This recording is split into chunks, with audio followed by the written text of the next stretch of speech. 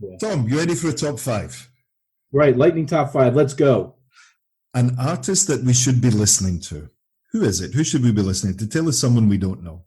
I would say, if you're a rock and roll fan, you've never listened to Anything Could Happen, the album by Tommy Stinson. He used to be with the Replacements. Came out about 2000 something or other, but it's my go-to rock and roll album. Fantastic. He used to be in the Replacement, and it's like the Faces and the Stones and melancholy, cheeky sadness with the best beat ever. Am I thinking Paul Westerberg? Yes. Yeah, okay, I'm right. Yeah. Bass player in the Replacements. Yeah, right. Good call. The name of the band is I forget. Just look up Anything Could Happen by Tommy Stinson. Fantastic. Bash and pop. That's it. Bash and pop. I actually came across some music recently myself, just to kind of cut in on your 10 minutes here. A guy called Jackson C. Frank. And okay. I believe the one of his songs was recently used in it was some kind of big movie. It was out recently. I forget which one, but I didn't hear it on that. I heard it through Spotify or something. But then I read this guy's Wikipedia story. My God, if you're ever in a downer, don't read this guy's story because it's unbelievable. But the music he made, I think he was found by Paul Simon, or Paul Simon found him and recorded his stuff in the late 60s. So he's very much like Tim Buckley and all of that kind of sound.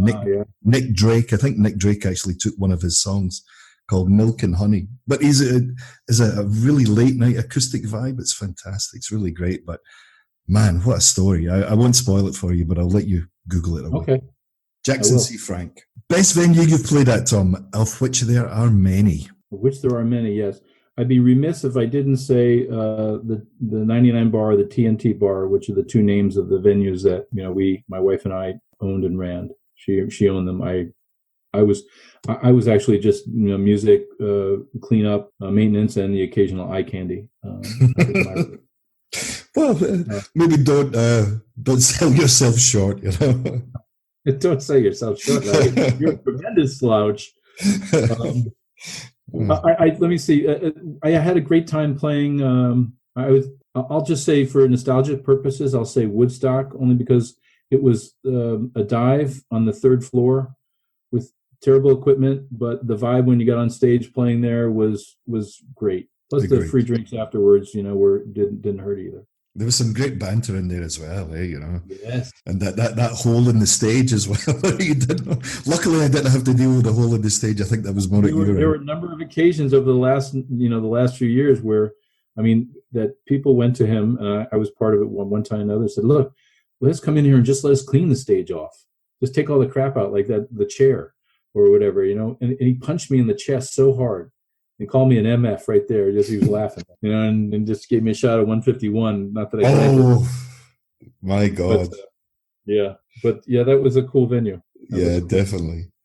Tom, how about a guilty pleasure? A band, an artist, a song that you shouldn't like but you do.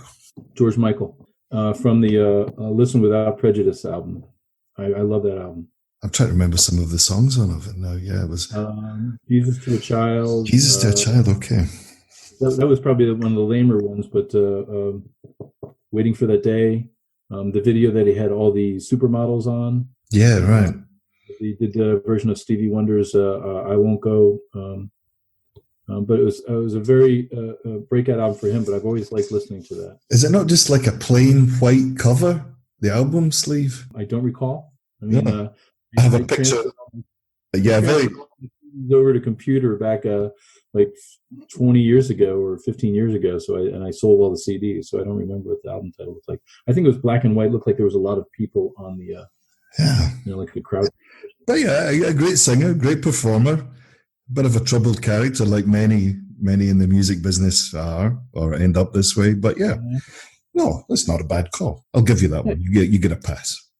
So, who would you most like to collaborate with and why? You can be in the band or not. Oh, okay. Let me see. The X-Pensive Winos, which is Keith Richards' band that he had behind them when he did the solo stuff back in the 80s with Steve Jordan on drums and Waddy Wachtel on guitar and I think Charlie Jordan on bass, Ivan Neville on keyboards. I remember seeing that show back in 88, that live show when Keith played live. But, to put it together, I don't know. That's just something off the top of my head. That was a really cool band, and and the vibe on that was nice. That would be kind of cool to do something there. That's what they actually, the name, the 99 bar, kind of came from a Keith Richards song off the Main Offender album called 999.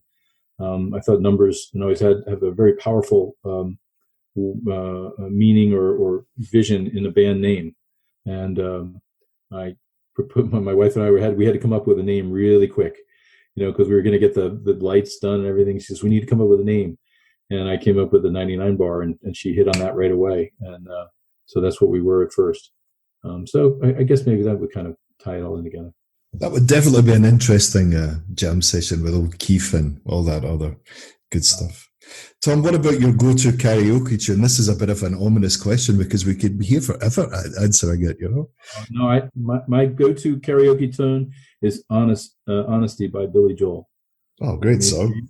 For years, I used to get hundreds on that one. So, I'll always go to that one. Oh, it's a nice call. Yeah, if I'm trying to impress. But, because I'll be honest with you, karaoke is harder because when I get on there, people afterwards, they say, well, I don't want to sing anymore. And I'm not trying to be conceited, but so I like to go and sing the harmonies. And so if I'm there, I try and get people to pick Motown songs so I can sing the high-end harmonies or whatever behind. So that's probably my second go-to karaoke thing. I had one of those strange reverse culture shocks when I was living in Scotland before moving on to Germany, and I was in a pub, of course, as you do. And I think I was with my brothers. I don't know. There was a bunch of merriment going on somewhere. And in this pub we were in, it was in our hometown, the town I grew up in the old village part of the town. And we went into this pub. Maybe it's like 10, 11 o'clock. I remember being with my two brothers and a bunch of other guys. And then the karaoke machine was there. And of course, I hadn't seen a karaoke machine out in the open for I don't know how many years, And it was, quite the thing. On the plus side, there was no tambourine. So this was great. Oh, there's too many tambourines here in Korea. Oh, too many people play on the 1 and 3 instead of the 2 and the 4. Like polka music, the way they play, have a tendency to play tambourines here in Korea. But there's enthusiasm. I'll say that much. Exactly. On the 2 and the 4, please. It usually lasts one round because after one round, what you'll see if you happen to stick your head into a karaoke room is one person singing and everybody else poring over the books about what song should I sing next, not paying attention to the person who's singing. Tom, it's been an absolute pleasure. Thanks very much for your time. I want to say thank you that I met the mustard that you considered me for this show. I really had a great time. I was worried about sounding like an idiot, and I didn't want to. That's why I did all the prep work. That's my job. I know, but sometimes I have to cut from my own thoughts. There's so many of them going on. I really wish you the best with this, Craig. And if you ever need anybody or help getting with anything, getting people or getting in touch with people, I'm more than happy to help. Definitely. Tom, take care, and I'll speak to you sometime soon. Cheers. Very good. Cheers, Craig. Out here. Bye-bye.